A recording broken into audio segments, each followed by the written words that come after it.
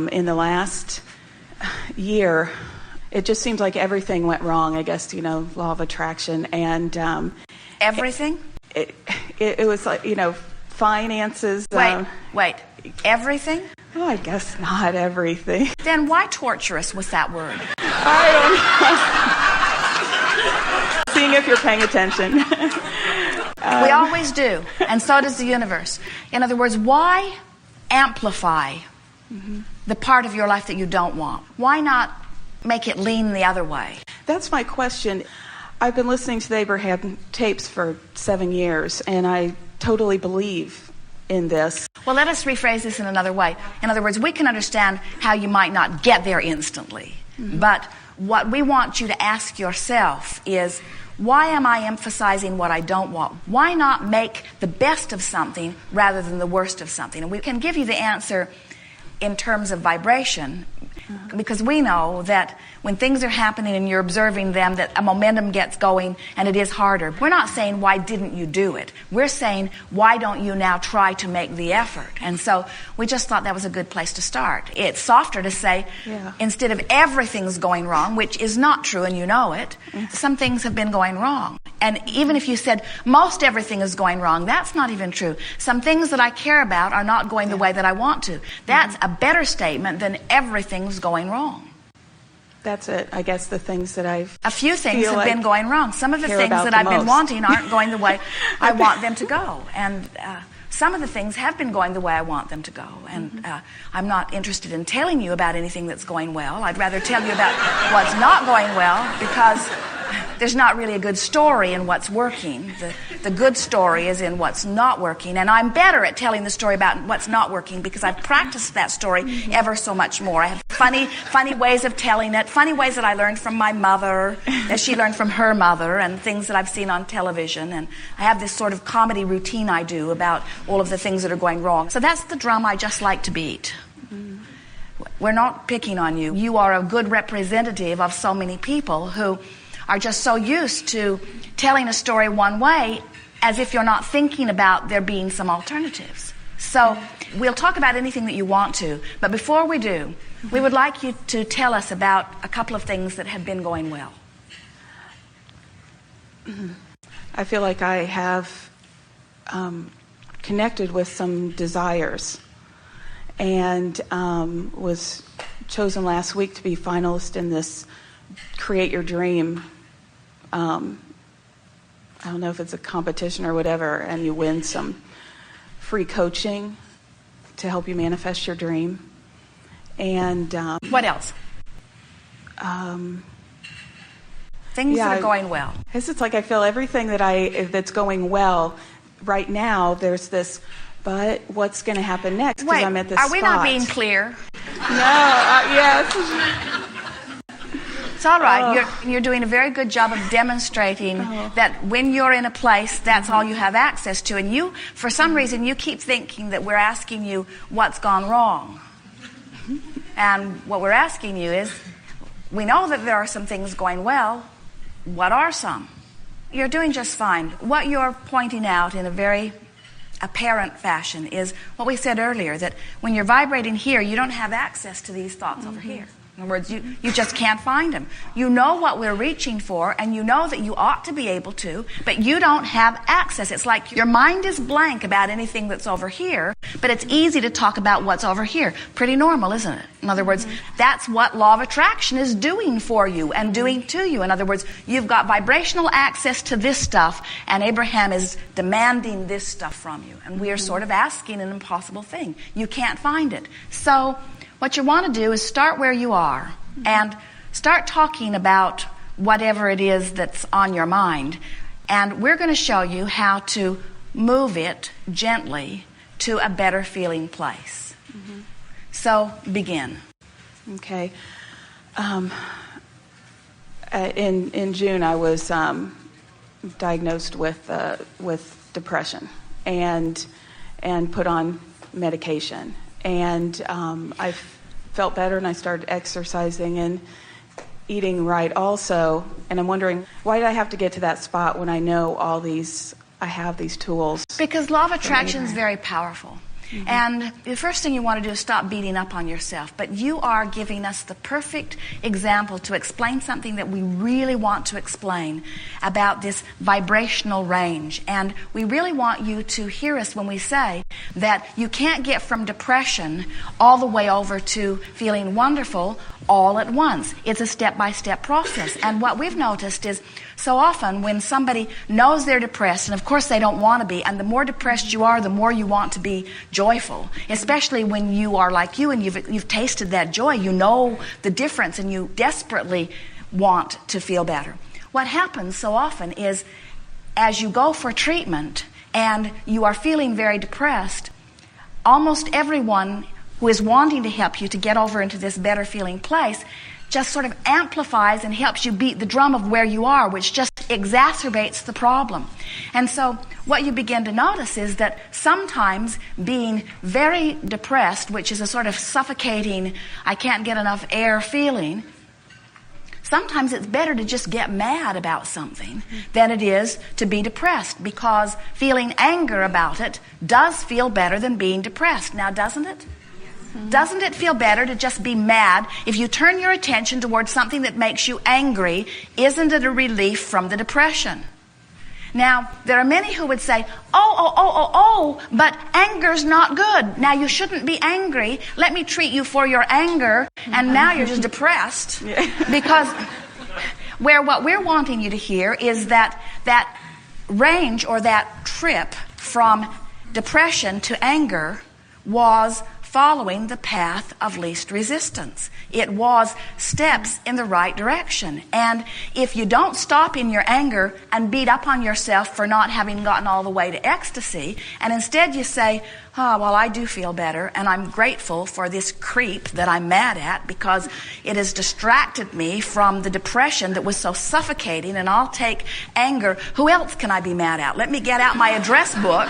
This is actually life-giving. Yep, I don't like him either, and I don't like him either, and I don't like him either. In other words, you can tell that you are on the path to feeling better. And nobody else gets to tell you how well you're doing, because nobody else knew how it felt for you to be depressed to begin with. Nobody else knew. Nobody else can know what words or thoughts are going to make you feel better. Now, you could have somebody in your life, like parents often are with children, where you are distracted from whatever it is and a little breath of fresh air seeps in. But there's something so powerful about you deliberately making the decision that today I'm going to be mad all day instead of depressed. Because mad is an improvement over depression. And so you just go and you just make as much trouble for as many people as you can. Is actually kind of satisfying and humorous. You're starting to get a feeling of your own power back. It felt a lot better. Now, some Abraham smart aleck is going to see you somewhere in the grocery store angry like that and is going to want to coach you into being all bright-eyed and bushy-tailed and just punch their lights out. Because they don't know. They don't know what your path of least resistance is. Only you know what it is, and only you know that you feel so much better than you feel yesterday that you're on the road to progress. And it doesn't matter, because you're not trying to compare yourself with anybody else. Your path of least resistance does not have anything to do with anybody but you and your feelings. So, now you're mad, and you've got pretty good at being mad.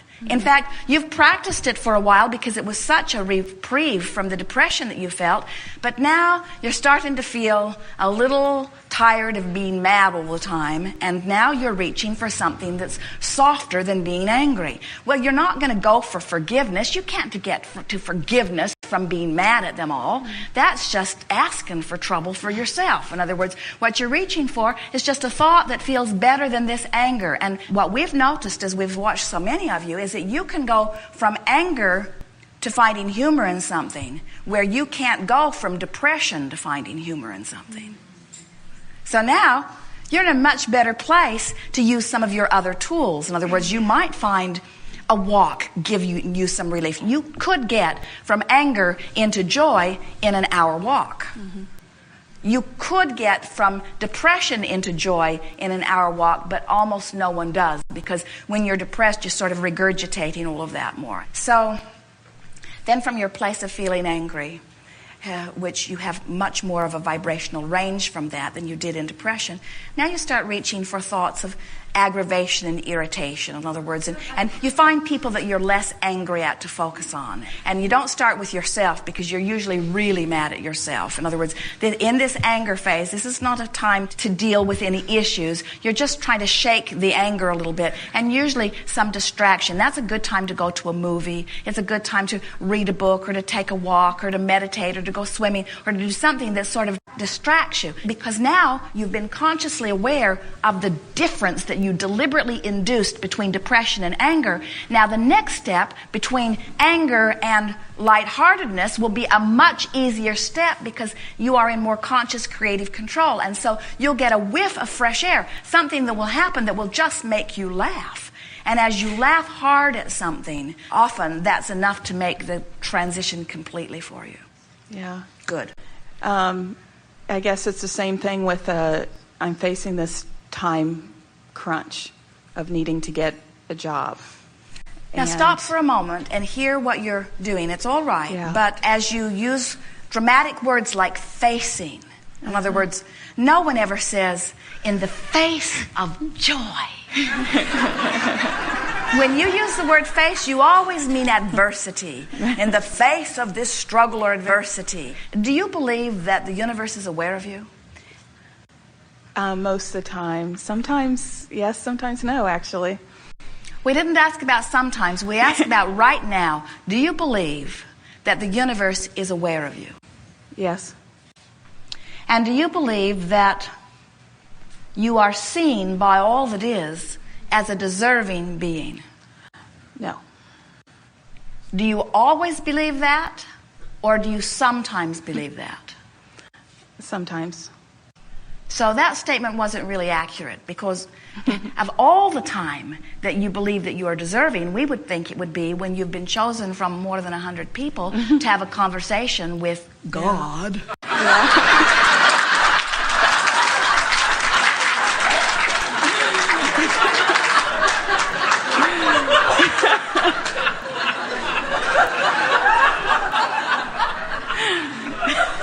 Yeah. So as deserving goes, you feel sort of deserving. Yeah. I guess I just want to You see, know that here's things the are going to be okay. Things are going to be okay, but here's the thing. But why listen to us? Here's the thing that you are helping us to say here in a very clear way. Okay. You're doing a very good job of amplifying something that is very valuable for people to hear. Thank you. And that is, you seem to feel, and many people do, that when someone asks you a question, that you have to sum up everything and give the most correct answer for everything that you've ever lived. So when we say, do you feel that you are a deserving being? You performed an extraordinary mathematical calculation in your mind as you thought about all of the things that have been going wrong and all of the things that have been going right and all the things you've ever felt and all the things that you are now feeling. And the conclusion was, more wrong than right, I'm not very blessed. Where what we want you to begin doing when you are pondering a question or when someone asks you a question, we want you to consider it from your now vantage point. Never mind anything else that has happened, because the universe is not responding to where you have been or where you have thought or where you have vibrated. The universe is responding to your powerful now. When we asked that question, we were really not wanting the correct calculated answer. We were wanting to activate within you, in your now, a vibration that would serve you. And we really thought that, in light of everything that we've talked about, that as you are sitting here now, that you would offer a vibration that could serve you. Did you get that? In other words, it's sort of like someone saying, well, how's your life? And even though right now it is the most beautiful day in the most beautiful place on the planet. In other words, there is no place on this planet that would be more pleasant to be than here today, ever. And so if someone were to say to you, how's your life going? We'd factor that in. In fact, it'd be a really, really big factor to us. We wouldn't think about the flat tire we had last week or the bills that we could not pay. As people are perceiving you in your now, you have this feeling that here you sit as the sum total of everything that you've been, and we want you to just be the vibrator here in this moment that is doing your best to create a point of vibrational attraction here and now.